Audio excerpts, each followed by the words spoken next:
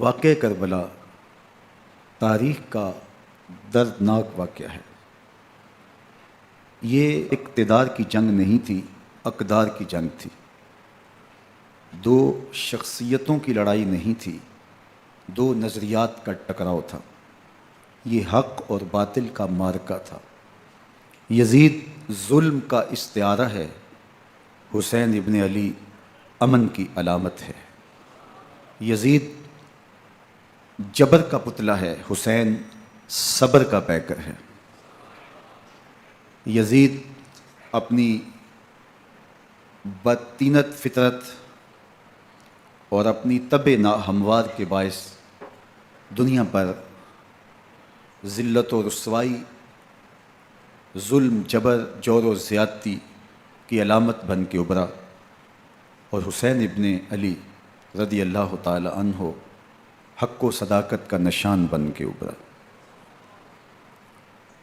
کربلا کے تپتے ہوئے ریگزار میں حسینی اور یزیدی دو کردار سامنے آتے ہیں۔ اقبال نے کہا تھا، موسیٰ و فرعون و شبیر و یزید، ایند و قوت از حیات آید پدید، زندہ حق از قوت شبیری است، باطل آخر داغ حسرت میری است، سرخ رو عشق غیور از خون او، شوخی ای مصرع از مضمون او، تا قیامت قطع استبداد کر، موج خون او چمن ایجاد کر۔ یزید بہدل کی بیٹی محسون کا ناپاک بیٹا تھا، اور حسین محمد عربی کی بیٹی فاطمہ کا شہزادہ تھا۔ یزید دمشق کے اطراف میں سرجون اور جریر، اختل جیسے اوباشوں کے جھرمٹ میں پل کے جوان ہوا۔ حسین کے گھر کا دروازہ مسجد نبوی کے اندر کھلتا تھا۔ یزید نشے میں دھت ہو کر کے نمازیں چھوڑ دیتا تھا۔ حسین کی کربلا کے اندر بھی نماز تہجد قضا نہیں ہوئی۔ یزید ظلم کا دوسرا نام ہے، حسین امن کی علامت ہے۔ یزید نے زندگی میں ایک مرتبہ حج کیا اور شراب کے مٹکے ساتھ لے کے آیا، اور اختل اور دیگر گویوں اور مغنیوں کو اپنے ساتھ رکھا تاکہ سفر آسانی سے کٹے۔ حسین ابن علی نے 25 حج سواری ہونے کے باوجود پیدل کیے۔ یزید حج بیت اللہ کے بعد مدینہ المنورہ آیا اور شراب کی ایک مجلس بپا کی۔ حضرت امام حسین رضی اللہ تعالی عنہ جب وہاں پہنچے تو شراب کی پھیلی ہوئی بدبو کو محسوس کرتے ہوئے فرمایا، یہ بو کیسی ہے؟ تو نشے میں دھت یزید بولا، یہ شام میں بنتی ہے، اور ایک جام منگوایا اور اس کو پیتے ہوئے دوسرا جام حضرت امام حسین رضی اللہ تعالی عنہ کی طرف بڑھاتے ہوئے کہا، ابا عبداللہ لیجئے۔ تو حضرت امام حسین رضی اللہ تعالی عنہ نے فرمایا، میں اس کی طرف دیکھتا بھی نہیں ہوں، اور پھر وہ عشق کی اشعار پڑھنے لگا۔ جب یزید کی شراب نوشی کا منظر امام حسین رضی اللہ تعالی عنہ اپنی آنکھوں سے دیکھ چکے تھے تو مجھے بتاؤ، یزید کے ہاتھ پہ امام حسین کا پاک ہاتھ کیسے آتا؟ حضرت امام حسین رضی اللہ تعالی عنہ جس ماحول میں پلے تھے، جس ماحول میں پرورش پائی تھی، جس ماحول میں رہے تھے، وہ پاکیزہ اور تقدس ماحول تھا۔ اور یزید کبھی اطراف دمشق میں، کبھی غوطہ میں، کبھی الخضرہ محل میں، اور کبھی کہاں اور کبھی کہاں داد عیش دیتا رہا اور لہو و لعب کے اندر مصروف رہا، اور اس کی زندگی ان چیزوں سے عبارت تھی۔ وہ محرمات کو حلال قرار دیتا، شراب نوشی اس کی ہڈیوں میں رچی ہوئی تھی، اور شریعت بیضا کا مذاق اڑایا کرتا۔ اور حسین ابن علی رضی اللہ تعالی عنہ کی دوستیاں جن لوگوں سے تھی وہ عبداللہ ابن عباس تھے، عبداللہ ابن عمر تھے، حضرت عبد الرحمن بن ابو بکر رضی اللہ تعالی عنہ تھے۔ یزید تو جوا کھیلتا رہا، یزید تو قمار بازی کرتا رہا، یزید تو شراب نوشی کرتا رہا، اور حسین ابن علی مسجد نبوی کے ممبر میں حضور کے پہلوؤں میں بیٹھتے رہے۔ زمانے نے وہ منظر دیکھا کہ سرخ رنگ کے جوڑے پہنے ہوئے حسنین کریمین حجرہ فاطمہ سے نکلتے ہیں، کم عمری کی وجہ سے کبھی گرتے ہیں، کبھی سنبھلتے ہیں، اور آقا کریم خطبہ ارشاد کر رہے ہیں، خطبہ چھوڑ کے حضور نے شہزادوں کو اٹھا لیا۔ وہ منظر بھی زمانے نے دیکھا۔ حضرت عبداللہ بن شداد کہتے ہیں کہ حضور سجدے میں تھے اور سجدہ اتنا طویل ہو گیا، ہمیں لگا یا تو وحی کا نزول ہو رہا ہے یا پھر اللہ کا حکم آ گیا اور اللہ کے محبوب کی روح قبض کر لی گئی۔ لیکن میں نے جب نظریں اٹھا کے ننکیوں سے دیکھا تو کیا منظر تھا کہ حسین ابن علی حضور کی پشت پہ بیٹھے ہوئے اور میرے آقا سجدے کو طول دے رہے ہیں۔ اللہ اکبر! حسین کے لیے پیغمبر کے سجدوں کو طول دیا جا رہا ہے۔ حسین ابن علی کبھی ممبر پہ حضور کی اطراف میں بیٹھتے ہیں، وہ منظر بھی دنیا نے دیکھا کہ حضور کے مبارک کندھوں پر حسین ابن علی بیٹھے ہیں اور حضور کی زلفوں کو پکڑا ہوا ہے۔ تو حضرت عمر رضی اللہ تعالیٰ عنہ دیکھ کے کہتے ہیں واہ واہ کیسی سواری میسر آئی حسین ابن علی کو۔ تو میرے آقا مسکرا کے کہتے ہیں عمر سواری دیکھتے ہو سوار بھی تو دیکھو۔ اللہ اکبر! حضرت اسامہ بن زید بن حارثہ رضی اللہ تعالیٰ عنہ فرماتے ہیں رات کا ایک پہر گزر گیا اور مجھے حضور سے کوئی کام تھا، میں آقا کریم کی خدمت میں حاضر ہوا، در دولت پہ دستک دی، حضور تشریف لائے تو چادر اوڑی تھی، بکل کی ہوئی تھی میرے حضور نے، تو میں نے اپنی حاجت کہی تو حضور نے میری حاجت پوری کر دی۔ لیکن ایک منظر میں نے دیکھا کہ حضور نے جو چادر کی بکل فرمائی تھی اس کے اطراف میں پہلوؤں میں ابھار تھے جس طرح اندر کوئی ہو۔ مجھ سے نہ رہا گیا، میں نے پوچھ لیا، میں نے کہا بندہ نواز چادر کے اندر کیا ہے؟ فکشفہ، تو حضور نے چادر کو کھول دیا۔ فیض الحسن والحسین علی ورکہ، تو کہتے ہیں میں نے اپنی آنکھوں سے دیکھا ایک پہلو سے امام حسین لپٹے ہوئے تھے، ایک پہلو سے امام حسن لپٹے ہوئے تھے۔ فرمایا یہ میرے بیٹے ہیں، یہ میری بیٹی کے بیٹے ہیں، اے اللہ میں ان سے پیار کرتا ہوں، تو بھی ان سے پیار کر، جو ان سے پیار کرے اس سے بھی پیار کر۔ ان کی محبت کا درس دیا، ان کے پیار کا سبق پڑھایا، کہا ان سے پیار کرنے والا میرے سے پیار کرنے والا ہے، ان سے بغض رکھنے والا میرے سے بغض رکھنے والا ہے۔ ان کی تکلیف حضور کو بے چین کر دیتی تھی۔ حضرت سیدہ فاطمہ الزہرا رضی اللہ تعالی عنہا کے گھر کے قریب سے گزرے تو حضرت امام حسین کے رونے کی آواز آ رہی تھی، تو آقا کریم علیہ السلام نے فرمایا کہ فاطمہ حسین کو چپ کرواؤ، اللہ تعالیٰ انا بقاءہ یوزینی، تو جانتی نہیں حسین کا رونا مجھے دکھ دیتا ہے۔ حسین ابن علی کو حضور رونے نہیں دیتے تھے، ان کو دکھی نہیں ہونے دیتے تھے، کیونکہ رسول اللہ صلی اللہ علیہ وسلم جانتے تھے کہ یہ کتنے دکھ سہے گا، کتنی تکلیفوں سے گزرے گا اور کتنے مصائب سہے گا۔ زمانے نے وہ گھڑیاں بھی دیکھیں کہ حضرت حذیفہ بن یمان رضی اللہ تعالیٰ عنہ فرماتے ہیں کہ میں حضور کی خدمت میں نماز مغرب کی ادائیگی کے لیے حاضر ہوا، اور میں نے یہ اجازت خاص طور پہ اپنی ماں سے اس شرط پہ لی تھی کہ امی آپ مجھے اجازت دیں، میں حضور کی خدمت میں حاضر ہوتا ہوں، مغرب کی نماز بھی ادا کروں گا اور پھر حضور سے عرض کروں گا حضور میرے لیے اور میری ماں کے لیے بخشش کی دعا کر دیجیے۔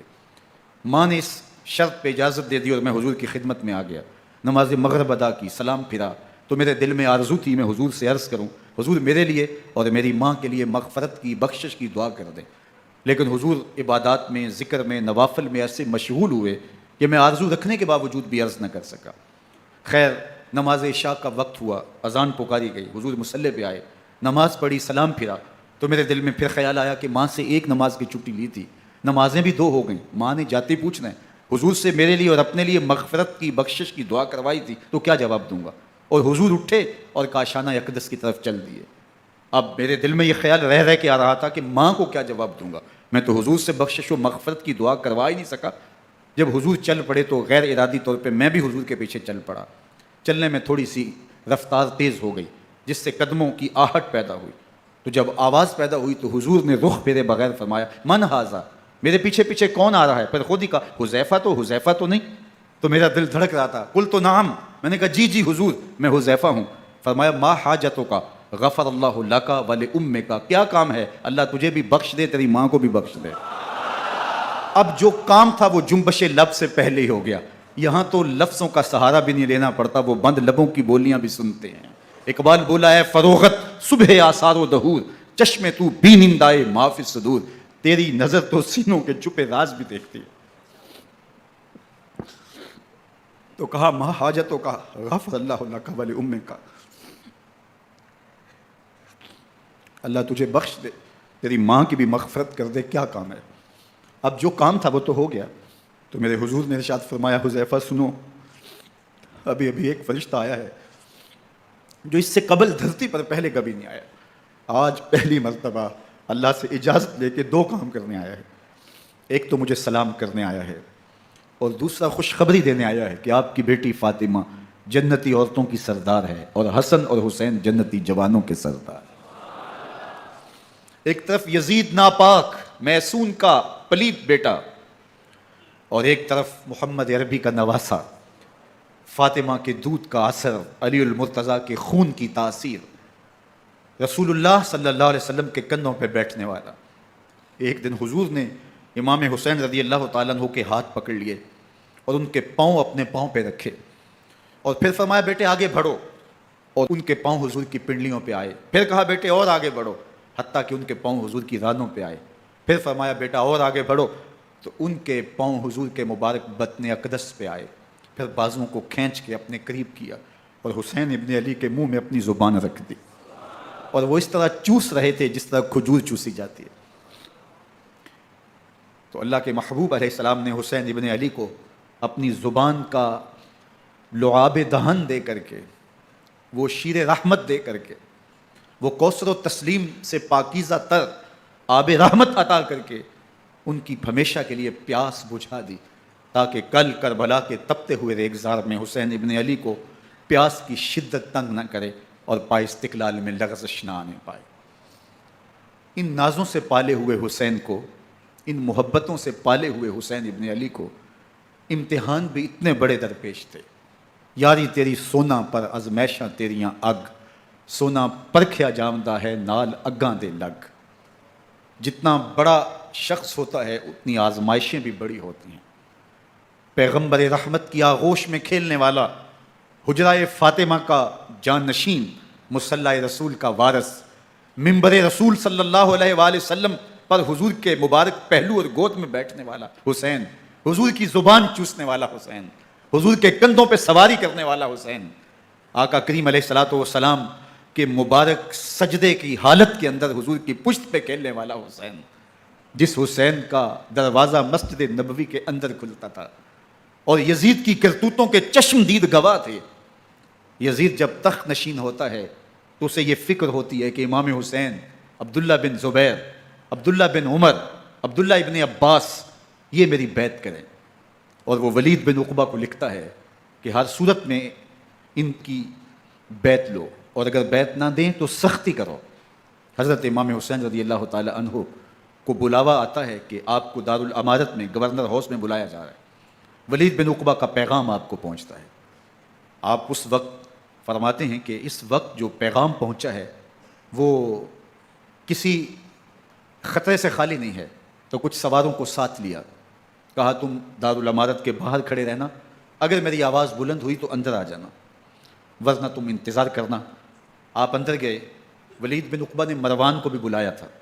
مروان بن حکم یہ گورنر مدینہ ولید سے پہلے رہ چکا ہے، تو اس نے مشورہ دیا کہ سختی کی جائے۔ خیر ولید بن عقبہ نے کہا کہ یہ خط ہے، حضرت امیر معاویہ کا انتقال ہو گیا اور یزید تخت نشین ہوا ہے، لہٰذا وہ آپ سے بیعت کا مطالبہ کرتا ہے۔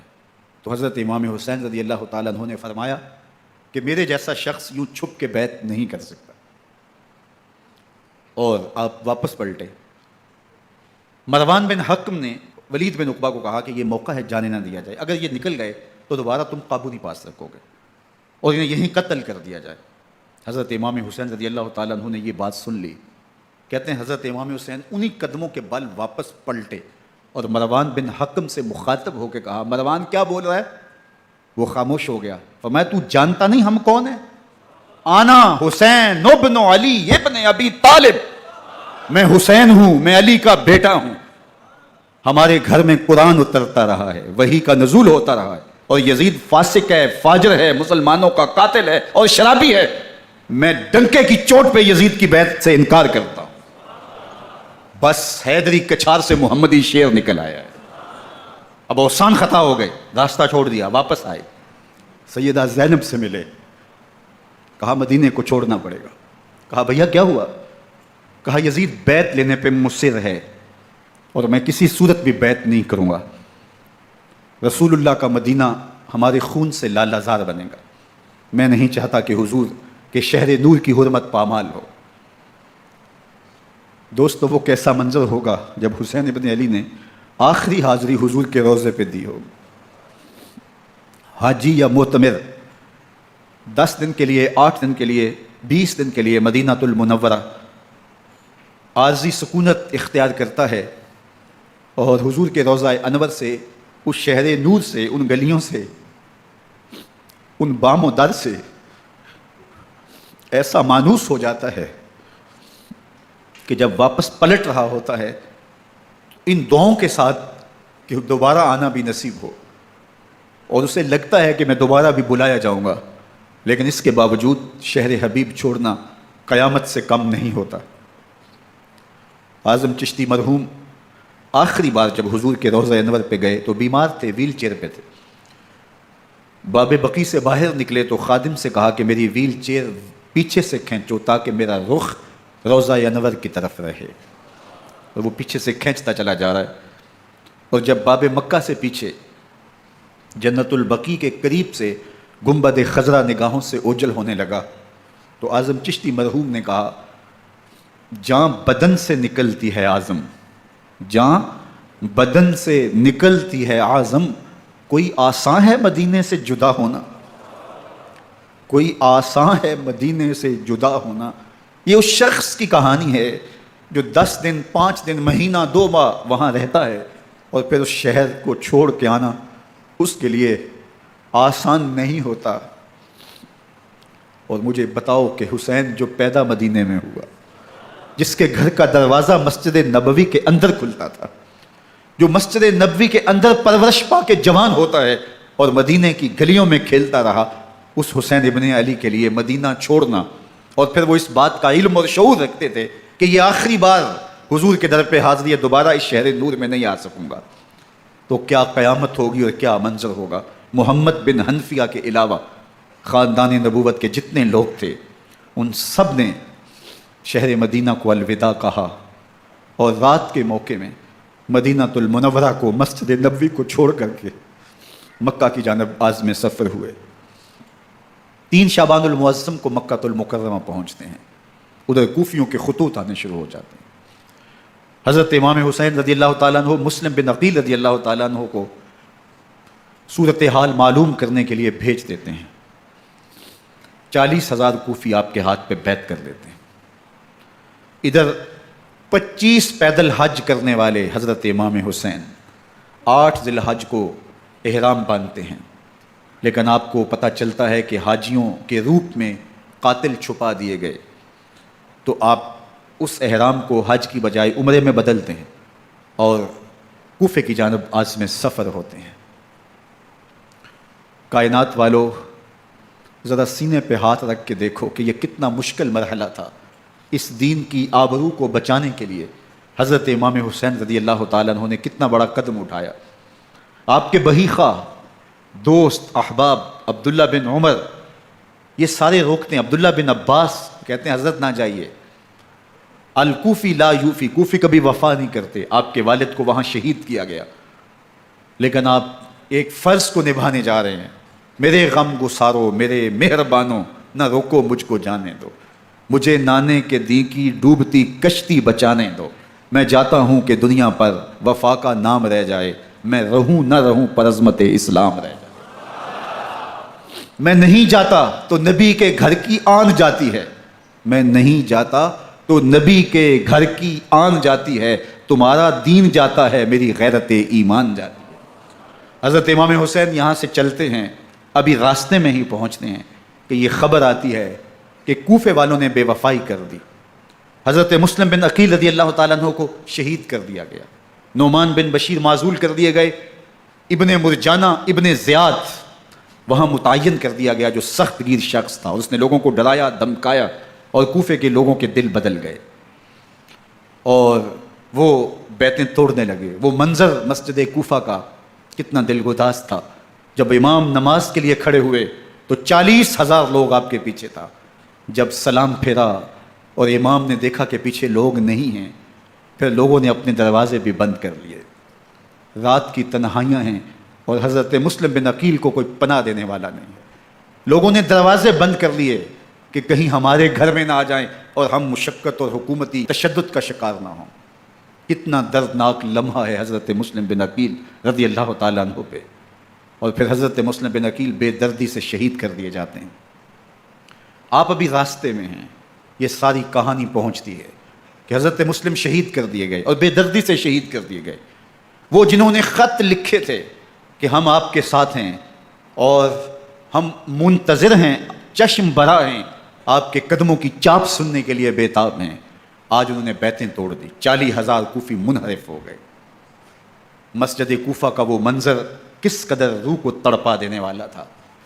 ہم پچھلے سال عصر اور مغرب کے درمیان جب کوفہ پہنچے تو سورج ڈوبنے کے قریب تھا۔ میں نے اپنی زندگی میں اتنا اداس موسم کہیں نہیں دیکھا جتنا اداس موسم کوفے میں دیکھا۔ ایسے لگتا تھا جس طرح کوفے کی آب و ہوا آج بھی شرمندہ ہے، جو مسلم بن عقیل اور خاندان نبوت کے ساتھ اہل کوفہ نے کیا۔ حضرت امام حسین رضی اللہ تعالیٰ عنہ کو ان کے بہی خواہوں نے، اعزاء نے، اقربا نے، دوستوں نے، آوان و انصار نے، ساتھیوں نے کہا کہ حضرت حالات یکسر تبدیل ہو گئے، اب ہمیں مراجعت کر جانی چاہیے، واپس پلٹ جانا چاہیے۔ تو حضرت امام حسین کافی سوچ بچار میں رہے، پھر اس کے بعد آپ نے فیصلہ کیا کہ ہم آگے بڑھیں گے۔ دوستوں نے کہا کہ حضرت اگر آپ آگے بڑھیں گے تو ہمیں لگتا ہے کہ وہ آپ کے ساتھ سلوک اچھا نہیں کریں گے اور آپ بچوں کے سامنے پیاس سے شہید کر دیے جائیں گے۔ تو حضرت امام حسین رضی اللہ تعالیٰ عنہ نے وہاں ایک خطبہ ارشاد فرمایا کہ لوگوں تم جو مجھے بتا رہے ہو مجھے اچھی طرح معلوم ہے، جو تم مجھے منظر پیش کر رہے ہو وہ میری نگاہوں میں ہے، اور جو کچھ ہونے والا ہے چشم تصور وہ منظر دیکھ رہی ہے۔ کیونکہ حضرت امام حسین رضی اللہ تعالیٰ عنہ کی شہادت کی خبر حضرت امام حسین کے پیدا ہوتے ہی خاندان نبوت میں عام تھی۔ حضور علیہ الصلوۃ والسلام کو یہ بات جبریل امین نے آ کے بتائی تھی جب حسین ابن علی کے ساتھ حضور محبت کا اظہار کر رہے تھے، تو یہ جبریل امین نے آ کے کہا تھا حضور آپ کا یہ بیٹا عرض طف میں شہید کر دیا جائے گا، اور کربلا کی مٹی لا کے حضور کو دی اور ام سلمہ کو حضور نے عطا کر دی۔ حضرت ام سلمہ کہتی ہیں کہ ایک دن میں سوئی تو خواب دیکھا کہ حضور کے مبارک بال بکھرے ہوئے ہیں اور سخت پریشان ہیں، تو میں نے کہا کہ حضور آپ کی یہ کیا حالت ہے؟ وَبِيَدِهِ قَارُورَةٌ، اور حضور کے ہاتھ میں ایک شیشی ہے، فیہا دمن، جس کے اندر خون ہے۔ تو میں نے کہا حضور یہ کیا؟ فرمایا میں قتل گاہ حسین سے آ رہا ہوں اور یہ حسین ابن علی کا خون ہے۔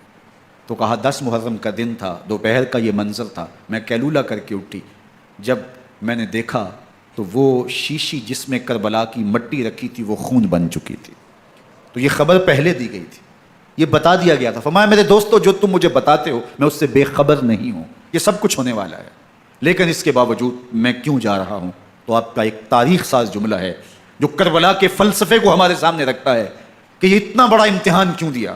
حضرت امام حسین رضی اللہ تعالیٰ عنہ نے فرمایا وَلَكُمْ فِي أُسْوَةٌ، میں اس لیے جا رہا ہوں قیامت تک ظلم، جبر اور ناانصافی کے خلاف کھڑے ہونے والوں کے لیے کوئی نمونہ تو ہو۔